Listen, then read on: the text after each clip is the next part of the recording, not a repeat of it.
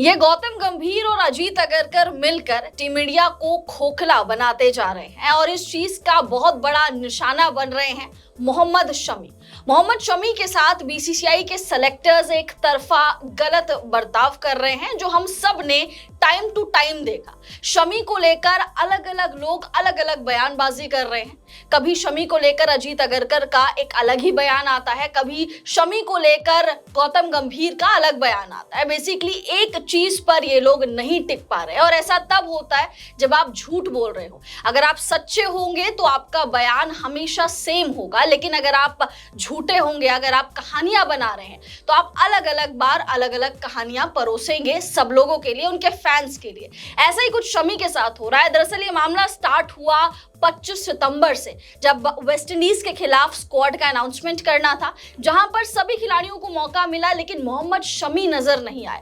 अब शमी क्यों नहीं नजर आए, उसका जो जवाब है वो चीफ सेलेक्टर अजीत अगरकर ने प्रेस कॉन्फ्रेंस के दौरान ये दिया कि भाई शमी फिट नहीं है और बहुत टाइम से उन्होंने क्रिकेट नहीं खेला है। जबकि उसके बाद शमी ने वीडियो भी पोस्ट करी और शमी ने यह भी बताया कि भाई मैं पूरी तरीके से फिट हूं। उसके बाद आया ऑस्ट्रेलिया का दौरा। ऑस्ट्रेलिया के खिलाफ जो स्क्वाड का अनाउंसमेंट हुआ उस स्क्वाड में भी शमी नहीं थे, ना ही T20 में थे और ना ही ओडीआई में थे। अब इसके पीछे भी अजीत अगरकर ने यह तर्क दिया कि बहुत टाइम से इन्होंने क्रिकेट नहीं खेला है, हमें नहीं पता ये फिट है या नहीं है, बट एज ऑफ नाउ ये फिट नजर नहीं आ रहे। जिसके बाद मोहम्मद शमी का बयान निकल कर आता है कि अगर मैं फिट नहीं हूं तो रणजी क्यों खेल रहा हूं, अगर मैं फिट नहीं हूं तो लगातार 4 दिन में कैसे मुकाबले खेल सकता हूं, मैं पूरी तरीके से फिट हूं। और सेलेक्टर्स ने मुझसे कुछ पूछा ही नहीं, मेरे साथ कोई कॉन्वर्जेशन ही नहीं करी। तो बेसिकली ये मोहम्मद शमी के साथ शशि एक तरफा खेल चल रहा है और ये जो दो मास्टरमाइंड्स हैं यानी अजीत अगरकर और गौतम गंभीर, ये खोखला कर देंगे जीत। बिल्कुल, पिछले कुछ दिनों से जो परिस्थितियां निकलकर सामने आई है, चाहे वो गौतम गंभीर का बयान हो या फिर अजीत अगरकर का बयान हो, देखिए आप मोहम्मद शमी को लेकर आप मोहम्मद शमी के साथ साजिश ही रच रहे हैं, तभी आप इस तरह के अलग अलग बयानबाजियां कर रहे हैं। जैसा कि आपने बताया कि पहले टेस्ट में सिलेक्शन होता है वेस्ट इंडीज से सीरीज को लेकर, जहां पर मोहम्मद शमी नहीं होते हैं, वहां पर अजीत अगरकर क्या बताते हैं कि हमें कोई जानकारी नहीं है मोहम्मद शमी को लेकर। आप बताइए, आप चीफ सेलेक्टर हैं, एक चीफ सेलेक्टर उस गेंदबाज की जिस गेंदबाज ने पिछले कई सालों में इंडिया की जो बॉलिंग का, जो जसप्रीत बुमराह के बाद अगर कोई नेक्स्ट कोई सुपरस्टार बॉलर है इंडिया का तो मोहम्मद शमी ही है। T20 वर्ल्ड कप हो जाए, 50 ओवर वर्ल्ड कप हो जाए, हर जगह मोहम्मद शमी ने अपना झंडा बुलंद किया है इंडिया के लिए। और उस गेंदबाज को लेकर आपके पास कोई खबर नहीं है तो आप चीफ सेलेक्टर क्यों हैं? चीफ सेलेक्टर का काम सिर्फ टीम सेलेक्ट नहीं करना होता है, आपको सब खिलाड़ियों की रिपोर्ट भी रखनी होती है, कौन कहां खेल रहा है, कौन कैसा खेल रहा है, क्या फिट है नहीं है, सब कुछ। ये तो आप बिल्कुल नहीं कह सकते हैं कि मुझे उस खिलाड़ी को लेकर जानकारी नहीं है जो खिलाड़ी आपके टीम का प्राइम बॉलर है, एक वक्त पर आपके टीम की बॉलिंग की जो लीड कर रहा होता है, उस खिलाड़ी की अगर आपके पास खबर नहीं है तो फिर आप अपने काम सही ढंग से नहीं कर पा रहे हैं।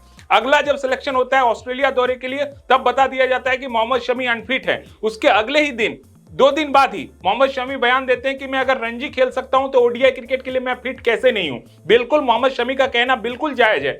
मोहम्मद शमी को आप दरकिनार कर रहे हैं, मोहम्मद शमी को आप टीम में सिलेक्ट नहीं करना चाहते हैं, इसलिए तरह तरह के बहाने बना रहे हैं। वो मोहम्मद शमी जिन्होंने ओडीआई वर्ल्ड कप में कोहराम मचा दिया था, बीच वर्ल्ड कप में आकर सबसे ज्यादा विकेट टेकर की लिस्ट में शामिल हो गए थे, उस मोहम्मद शमी को आप ऐसे इग्नोर करते जा रहे हैं जैसे कि अब वो मतलब क्रिकेट छोड़कर संन्यास लेने को बाध्य हो जाए। और इसके जो सबसे बड़े जो कर्ता धर्ता हैं ये अजीत अगरकर और गौतम गंभीर, इन दोनों के अलावा कोई नहीं है। ये अपनी टीम में ऐसे बॉलर्स को, जैसे हर्षित राणा जैसे बॉलर्स को, उन बॉलर्स को जगह दिलाने के लिए मोहम्मद शमी को ऐसे आउटडेटेड बता दिया जा रहा है जैसे मोहम्मद शमी टीम के आसपास सिलेक्शन में है ही नहीं। जबकि मोहम्मद शमी एक वक्त पर टीम इंडिया के सबसे प्राइम बॉलर, एक वक्त पर क्या कुछ ही महीने पहले आप चैंपियंस ट्रॉफी की बात कर लीजिए, उस वक्त भी मोहम्मद शमी टीम के आसपास ही थे। तो अचानक ऐसा क्या हो गया कि आप मोहम्मद शमी के बारे में खबर तक नहीं रख रहे हैं? आपको खबर रखना होगा ना, आप चीफ सेलेक्टर हैं, आपको जानकारी रखनी होगी कि मोहम्मद शमी, जैसा कि मोहम्मद शमी ने खुद बताया कि मैं तो बात नहीं करूंगा, मैं तो जाकर नहीं बताऊंगा कि मैं फिट हूं।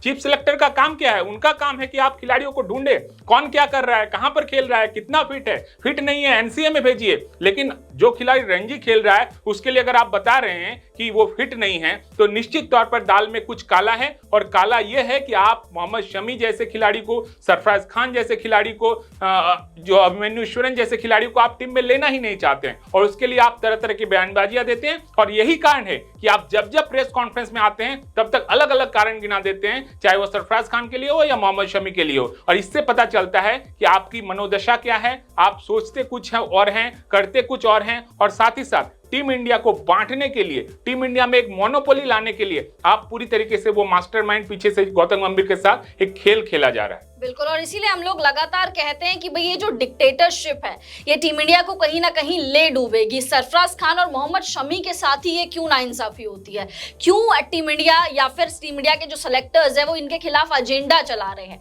या प्रोपेगेंडा चला रहे हैं। इन्हीं दो खिलाड़ियों के साथ ऐसा क्यों होता है कि इनको प्रूफ देना पड़ता है। सरफराज खान को भी एक वीडियो पोस्ट करनी पड़ती है अपनी फिटनेस को प्रूफ करने के लिए, वहीं दूसरी तरफ मोहम्मद शमी को भी मीडिया के आगे हेल्पलेस होकर ये बोलना पड़ता है कि भाई मुझसे तो पूछा ही नहीं गया, अगर आपको मुझे टीम में रखना है तो आपको मुझसे खुद पूछना चाहिए था ना, मैं आपको आकर चलकर नहीं बताऊंगा। और जब आप इस कद के खिलाड़ी होते हैं तो एक थोड़ी सी ईगो वाली चीज भी आ जाती है कि यार मैंने टीम इंडिया के लिए इतना सर्व करा है, इतने सालों तक गेंदबाजी करी है। जैसे कि शशि ने बताया कि भाई 2023 में जो उन्होंने कमाल किया था बीच में आके, बीच टूर्नामेंट में आके, वो कौन भूल सकता है। 5 विकेट 6 विकेट लेना उनके बाएं हाथ का खेल हो गया था।